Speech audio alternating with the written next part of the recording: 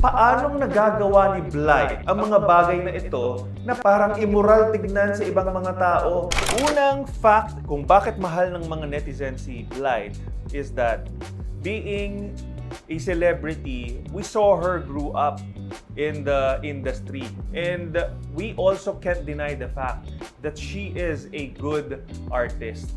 Another thing is, she is also a breadwinner. One of the main reasons bakit mahal ng netizen si Blythe is that siya ay totoong tao. Paanong nagagawa ni Blythe ang mga bagay na ito na parang tabu, parang immoral tignan sa ibang mga tao? And then now she's also showing us another texture of her, and that is, I am still empowered even without boyfriends. She's only 20 years old and she's so empowered. She knows na siya ay ginagawang punching bag dahil nga sa samot-saring mga issues na kinasasangkutan niya. What Andrea is showing us, tayong nation ng mga Pinoy, ang buong mundo, this is the real Andrea Brillantes. She could really carry herself.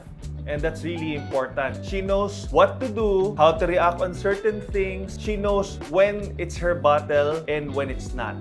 So, Brillers, ano po ba ang mensahe tungkol sa pagpapakatotoo ni Andrea Brillantes? We all have to be real.